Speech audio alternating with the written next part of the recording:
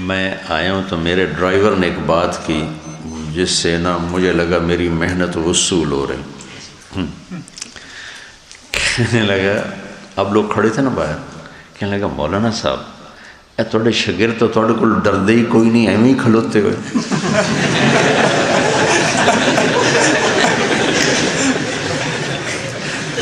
میں نے کہا میری محنت وصول ہو گئی. ایک ان پڑھ آدمی کا تبصرہ بہت جاندار ہوتا ہے. تو اس نے کہا جی مولانا صاحب ویکھو نا تھوڑے کو ڈردے ہی کوئی نہیں، ایویں ہی کھلوتے ہوئے.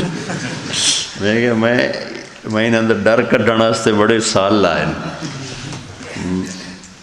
مجھے اطمینان ہو گیا تمہارے استادوں میں سے کوئی کہتا تو کوئی پتہ نہیں اس میں تکلف کتنا ہوتا، سچائی کتنی ہوتی. لہٰذا نے فی البدی کہا اور اپنی فطرت سے کہا تو مجھے تسلی ہوگی کہ میں نہیں چاہتا کہ میں تمہارے لیے ہوا بن جاؤں. تم ایسے بیٹھے ہو، یہ تکلفات عجم ہے. یہ میرے اندر سے نکالا مولانا سعید خان صاحب رحمۃ اللہ علیہ. وہ اپنے سامنے کسی کو اتحیات میں نہیں بیٹھنے دیتے تھے کہ یہ تکلف عجم. اتحیات اللہ کے سامنے ہوتا ہے، میرے سامنے بیٹھو جیسے تمہیں آسانی ہو، جیسے تمہیں آسانی ہو ویسے بیٹھا کرو. تو میں پہلے بھی سنا چکا ہوں کہ میری پہلی ملاقات میں انہوں نے میرا بالکل میں جھنجھنا گیا، یہ کیا؟ میں سامنے آ کے بیٹھا ہوں تو کہا اٹھوں، پتہ نہیں کیوں میرے پاں پر بیٹھا، ساتھ بٹھا لیا. میں پھر ایسے ہو گیا، ایسے نہیں بیٹھا، چونکڑی مار کے. میں کوئی بزرگ نہیں ہوں، ناک میں بولتے تھے. پھر گئے اور اٹھ کے چلے گئے. میں نے کہا پتہ نہیں اپنے کسی ضرور چلے. دیکھا تو ہم دو ساتھی تھے، ایک کو ادھر بٹھایا مجھے ادھر بٹھایا، سیب چھیلنا شروع کر دیا. آپ یقین مانو میں سمجھا اپنے لیے چھیل رہے، خود کھائیں. چونکہ ہمیں تو کسی بزرگ نے کبھی نمک نہیں پوچھا تھا. بھائی نمک سیب کون پوچھتا جو نمک پاکستان کی سب سے مفت سوغات. پوری دنیا میں 2 ملک ہیں صرف جہاں نمک سب سے اعلیٰ ہوتا ہے پوری دنیا میں، ایک پولینڈ اور ایک پاکستان. اور پاکستان کا نمک پولینڈ سے بھی اعلیٰ ہے. یعنی جہاں پتھر سے جو نمک بنتا ہے، جو اللہ نے سینکڑوں میل لمبی سکندر کے دور سے میں نکلا تھا یہ نمک، سکندر قبل مسیح، اور آج تک ختم ہونے کو نہیں آ رہا ہے. یہ سارے بیلٹ ہے سالٹ ایریا کی. میں نے کہا ساڑھے بزرگ تو سن نمک نہیں پوچھ دیتے، تو لہٰذا میں اطمینان میں تھا کہ یہ اپنے لیے کاٹ رہے ہیں اور کھائیں گے. سارے چھیل کے صاف کر کے پھر اس کی قاشیں بنائیں، اس میں سے وہ نکالے بیج اور میرے آگے کر دیا، کھاؤ. یا اللہ یہ کیا؟ ایسے بھی بزرگ ہوتے ہیں. اقصرت الصلاة ام نسیت یا رسول اللہ؟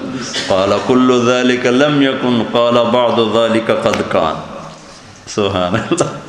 کہا صدقہ، اور کہا جی. پھر آپ نے کھڑے ہو کے اگلی 2 رکعت پڑھیں. یا رسول اللہ یہ خیمے یہاں جو آپ نے لگائے ہیں یہ اللہ کا حکم؟ کہا نہیں میری رائے. کا پھر یہ ٹھیک نہیں، وہاں لگائیں. جبریل آ گئے، یا رسول اللہ جو حباب کہہ رہا ہے ویسے کیا جائے. بریرہ نے نکاح توڑ دیا آزادی کے بعد. مغیث مگر تو بریرہ گو. تو آپ نے کہا بریرہ تو رجوع کر لے، رجوع کر لے. بیچارہ مغیث صرف پیچھے تڑپ رہا ہے. کہ یا رسول اللہ آپ حکم دے رہے ہیں یا رائے؟ کہ نہیں رائے، میں نہیں مانتا. چونکہ ہم لوگ سیرت سے متاثر نہیں نا. یہ ہمارا ایک عیب ہے، بہت بڑا نقص ہے، ہم سیرت سے متاثر نہیں. جو نظر آتا ہے نا وہ بہت طاقتور ہوتا ہے، وہ اثر چھوڑتا ہے. جو پڑا ہوتا ہے وہ اتنا اثر نہیں چھوڑتا جتنا جو دکھائی دیتا ہے وہ اثر چھوڑتا ہے. اسمعوا و اطیعوا.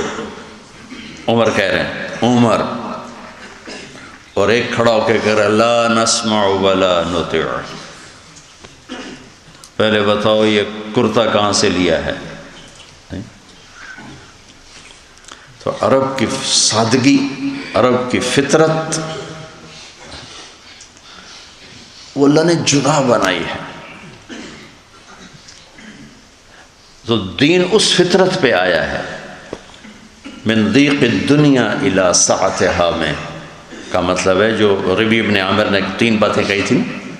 لنخرج العباد من عبادت العباد الی عبادت رب العباد من جور الادیان الی عدل الاسلام ومن ضیق الدنیا الی سعتها من تکلفات الدنیا الی بساطتها.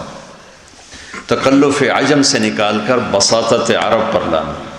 کسریٰ کے دربار میں جانے کے لیے ایک شرط یہ تھی، ایک اور کئی تھیں باقی مجھے یاد نہیں، کہ سر کی ٹوپی 1,00,000 درہم کی ہونی چاہیے. 1,00,000 درہم، پھر آپ اس میں داخل ہو سکتے. تو چونکہ ہم عجم ہیں تو ہم ان تکلفات سے نکل نہیں. تمہارے مولوی زبیر صاحب کہنے لگے تو مولانا سعید خان صاحب کیسے نکل گئے؟ میں نے کہا وہ یہاں رہے ہی نہیں. جب وہ پڑھ کے فارغ ہوئے، تبلیغ میں سال چلے ہوتے تھے لگے، تو تقسیم پاکستان ہند ہوا، تو اس کے ساتھ ہی مولانا یوسف صاحب رحمۃ اللہ علیہ نے ان کی تشکیل کی حجاز مقدس. تو انہوں نے اجازت مانگی کہ میں وہیں رہ جاؤں، تو مولانا نے اجازت دے دی.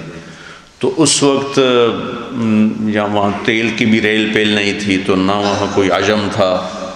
جو عجم گئے تھے تو صرف اپنی آخرت بنانے کے وہاں بیٹھے ہوئے تھے، وہ گئے تھے. ایک ڈیرہ غازی خان کا نوجوان ملا تو کہنے لگا جی ہم آئے تھے یہاں شاہ عبدالعزیز کے دور میں. میں نے کہا پھر تمہارے پاس تو وہ ہوگا پاسپورٹ سعودی کا؟ نہیں جی اقامہ ہے. میں نے کہا کیوں؟